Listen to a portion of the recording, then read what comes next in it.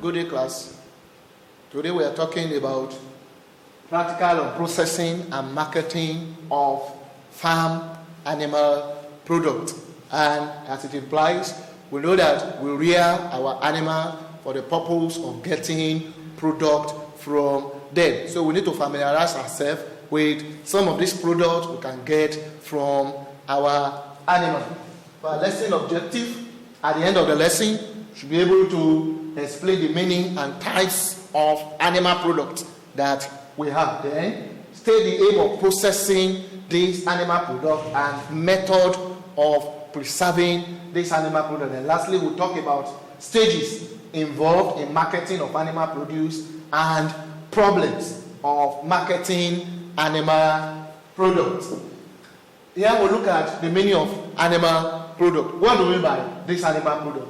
They are just like agricultural products that are derived from farm animals. And I would like to give you some examples here. We have, food product, just like your meat, your egg, your fish. Then we also have dairy product like cheese, like your butter. Then other products that we can get from the animal includes your horns, your hooves, hide and skin, wolves, ears, bristles, and all the like. So those are the things we can get, product we can get from our animal. What is the aims of processing these animal products? The aims of processing these animal products. Number one, to ensure the availability of high quality and healthy food and feed product for man and livestock. So if these products they are well processed, you can have it over time. Even when they are not available, since they have been processed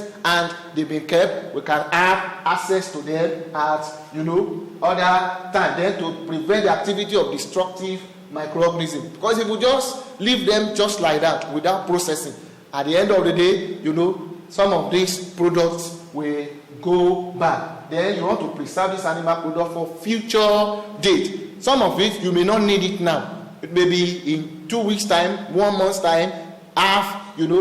That is why you need to process them.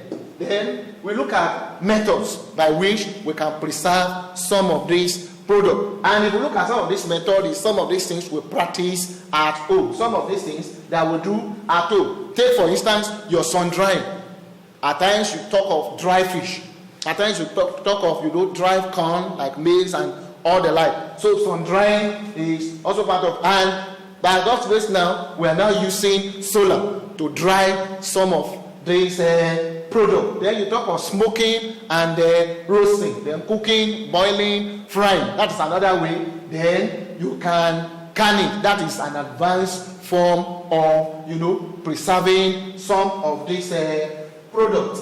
Then what are the problems of marketing animal products? You have serious problem that can come up when you are trying to market some of these products. One of it is perishability of animal products. Some of them you can't keep them for a long period of time, and where there is no wherewithal to do that, you discover that they will perish at the end of the day. Then we have problems of middlemen. Some of these things middlemen will have to go collect before they take it to the final consumer. So at times these middlemen they are constituting serious problem. Then poor market infrastructural facilities. There are no specialized market to market some of these products. So that's some of the problems that we can face when we are trying to market this product. And without this product getting to the market, the consumers may not be able to have access to it. So I will still want you to go through this on